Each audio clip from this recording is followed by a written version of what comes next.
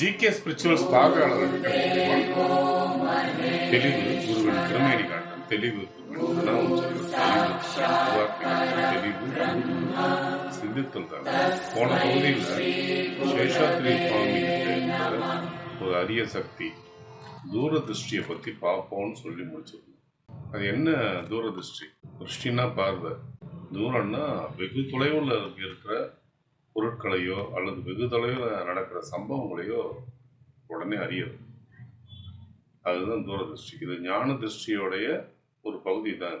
இப்படி நிறைய சம்பவங்கள், ஏகப்பட்ட சம்பவங்கள் அவர் பண்ணியிருக்காரு. அதெல்லாம் மொத்தமாக தொகுத்தா ஒரு புத்தகமே போடலாம்.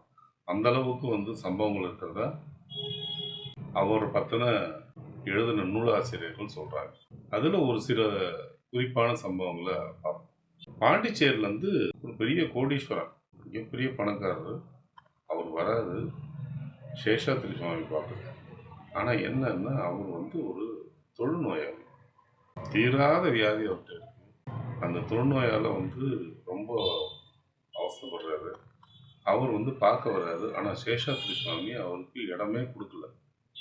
அங்கேயும் இங்கேயும் மறைஞ்சிக்கிட்டே இருக்காரு. இவருக்கு பதில் கொடுக்கறதுக்கு முன் வர மாட்டார். ஏன்னு புரியல.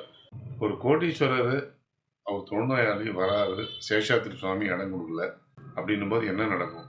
சரி, அவருக்கு அடுத்த கட்டத்தில் யாராவது அவர்கிட்ட ஒரு சிபாரிசு பிடிச்சி போக முடியாதான்னு நம்ம இயங்குவோம் இல்லையா? அது மாதிரி நிலை தான் அந்த கோடீஸ்வரருக்கும் வந்தது. அவருடைய இறைஞ்சுதல் பலிக்கவும் செஞ்சது.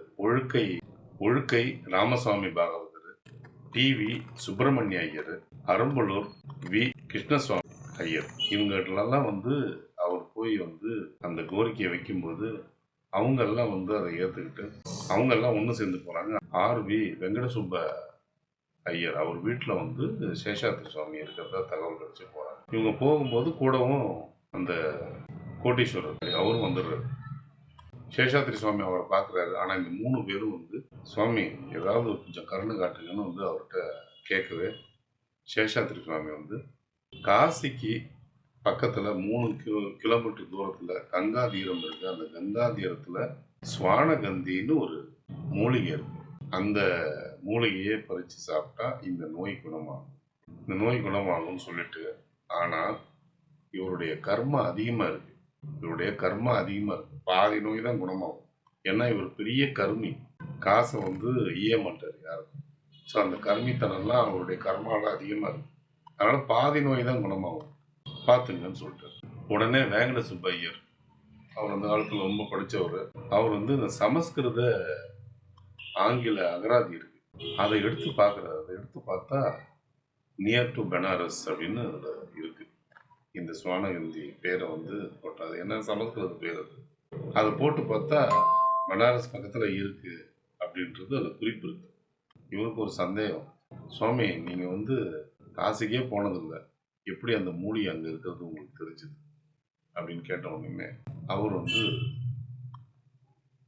எதுவும் பதில் சொல்லாமல் அவரை பார்த்து சிரிச்சுட்டு போயிடுறாரு. ஞான திருஷ்டின்றது அதுதானே. அப்போ அந்த தூர திருஷ்டி எவ்வளோ அளவுக்கு அந்த சக்தி அவர் உள்ளார இருந்திருக்குன்றத இது காட்டு. இந்த மாதிரி ஒரு சம்பவம் நடந்தது. அது மருந்து கிடையாது. ஜெயராம முதலியார்னு அவரோட மனைவி தினமும் பால் எடுத்துட்டு கொடுப்பாங்க சேஷாத்ரி சுவாமி. அது மாதிரி பால் எடுத்துட்டு தரும்போது அவர் திடீர்னு பார்த்து, இப்போ நீ போகாத, வீட்டுக்கு உங்கள் வீட்டுக்கு பாம்பு வந்துடும், அதனால் நீ போகாத, கொஞ்சம் நேரம் கழிச்சு போ அப்படின்னா குழம்பிட்டாங்க. சரி சுவாமி சொல்கிறாருன்ட்டு அப்படியே இருந்துட்டாங்க. கொஞ்ச நேரம் கழிச்சு சேஷாத்ரி சுவாமி அவங்கள பார்த்து பாம்பை அடித்து போட்டாங்க, நீ கிளம்பு. வீட்டுக்கு போனால் அக்கம் பக்கத்துலலாம் ஜனம் கூடியிருக்கு. என்னென்னா அவங்க வீட்டுக்கு பாம்பு வந்துருச்சு, அதை கண்டுபிடிச்சி இப்போ தான் தேடி அடித்தோம் அப்படின்னு சொன்னோடனே சுவாமி எவ்வளோ தூரதிருஷ்டியாக நமக்கு முன்கூட்டியே இங்கே நடக்குதுன்னு தெரிஞ்சு சொல்லியிருக்காரு அப்படின்னு அந்த மாதிரி நிகழ்ந்து போனேன். இன்னொரு சம்பவம், திடீர்னு சேஷாத்ரி சுவாமி எனக்கு ஒரு மாம்பழம் வேணும், வாங்கிட்டு வாண்டார். மாம்பழம் சீசனே இல்லை. இந்த காலம் மாதிரி அந்த காலம் இல்லை.